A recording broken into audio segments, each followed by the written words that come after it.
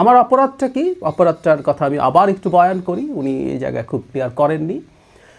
আমি বলেছিলাম ইয়াস, জামায়াতে ইসলামে যদি মুক্তিযুদ্ধের সময় তার কোনো অপরাধ নাও থাকতো, তারপরও জামায়াতে ইসলামের রাজনীতি আমি সমর্থন করতাম না। এটা জামায়াতে ইসলামী না, ইসলামকে নিয়ে ইসলামের নামে যারা রাজনীতি করেন কারো রাজনীতি আমি সমর্থন করি না।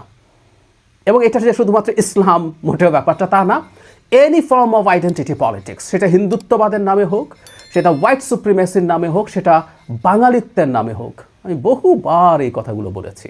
আমার অবস্থান সঠিক কি ভুল ইজ এ ডিফারেন্ট ডিবেট, আপনি আমার কথা মানতে হবে তাও প্রয়োজন নাই। কিন্তু এই যে আমি বলছি যে মূলত জামায়াতে ইসলামীকে আনার কারণ, এখন জামায়াতে ইসলামীকে আমরা আনবো কারণ বাংলাদেশে ইসলাম নামে রাজনীতি যারা করে তাদের মধ্যে জামায়াতে ইসলামী সবচেয়ে বড় দল এবং এই মুহূর্তে তারা রাজনীতির মাঠে দ্বিতীয় প্রধান শক্তি, অনেক পেছনে তারপরও দ্বিতীয়। সুতরাং বলাটা খুব অস্বাভাবিক আমার দিক থেকে ছিল বলে আমি মনে করি না। কিন্তু তার জবাব হচ্ছে আমি টাটকা শয়তানের মতো লাগে, আমাকে কবর দেওয়া যাবে না, মানে জানাজা কর দেওয়া যাবে না, ইত্যাদি ইত্যাদি ফতোয়া দিচ্ছেন। আমি আগেও বলেছি বাংলাদেশের মাটিতে একজন মুসলিমকে যদি এই ধরনের তকমা দেওয়া হয়, কাফের, শয়তান, নাস্তিক, এই জিনিসগুলো যখন করা হয় তাকে হত্যাযোগ্য করে তোলা হয়। আমরা 13-14 সালে খেয়াল করেছি এটা এই কারণেই আমি মনে করি খুব বিভৎস ব্যাপার। আমার রাজনৈতিক একটা অবস্থান আছে, আমি একজন উদার গণতন্ত্রী, আমি মধ্যপন্থী মানুষ, আমার রাজনীতি কারো পছন্দ নাও হতে পারে। কারো যদি মনে হয় যে ইসলামের নামে, আবারও বলছি ইসলামের নামে যদি করেন সেটা করতে পারেন। আমি এই প্রসঙ্গে একটু বলে রাখি, তাদের হ্যাডাম আসলে আমার পর্যন্তই, কারণ আমাকে বলে পার পেয়ে যাওয়া যায়। আমি মানে কয়েকদিন আগেও মতিউর রহমান নিজামীর ছেলেকে বলেছিলাম, আমার সাথে টকশোতে ছিলেন, তার আরও কিছু ইস্যু নিয়ে আমি আসলে একটা আলাদা ভিডিও করব, কী পরিমাণ ভণ্ডামো তারা করেন সেটা দেখানোর জন্য। যাই হোক, বলেছিলাম মহিবুল্লাহ বাবুনগরীকে একটু নাস্তিক টাস্তিক বলেন, একটু কাফের বলেন, একটু ইসলামোফোব বলেন, কিংবা ফয়জুল করিম যিনি চরমনাইয়ের পীরের মানে জুনিয়র পীর, যিনি নায়েবে আমির ইসলামী আন্দোলনের, তাকে একটু বলেন, তারা যেসব মন্তব্য করেছেন তা করবেন না। তো যে কথাটা বলছিলাম, আমি শুধু ইস্যু না, এর বাইরেও তিনি এই যে গুপ্ত সুপ্ত রাজনীতির যে আলাপ আসছে, প্রমাণ উনি, আমি আর দেখাতে যাচ্ছি না, আপনারা সবাই দেখেছেন কীভাবে নিজকে আওয়ামী লীগ প্রমাণের জন্য বসেছিলেন। মানে বাংলাদেশে আমি আওয়ামী লীগ বলা ছাড়া কি কেউ টিকে থাকতে পারে নাই? পেরেছে।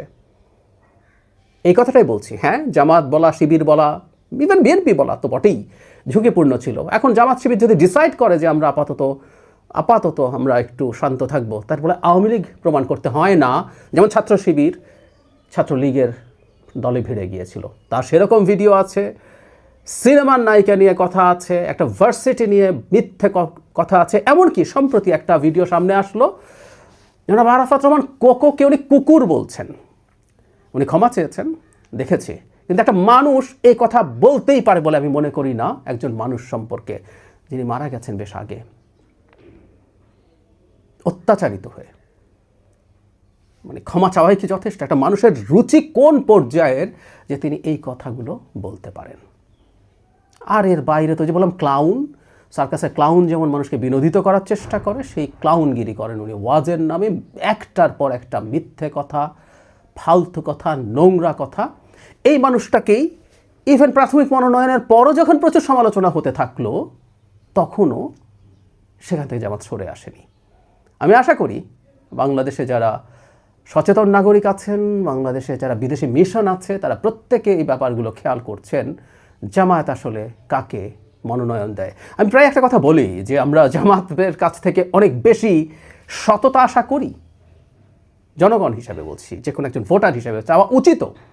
বিএনপি তার সততাকে ইউএসপি করেনি, বিএনপি বলেনি আমরা সত্যকে শাসন চাই। সো যে দলটা সত্যকে শাসন চাই স্লোগান দেয়, সেই লোকটাই এরকম গার্বেজ, এরকম ক্লাউন, এরকম একটা অসৎ আপাদমস্তক মিথ্যুক মানুষকে যখন মনোনয়ন দেয়, তখন বুঝতে হয় দলটা কতটা দেউলিয়া।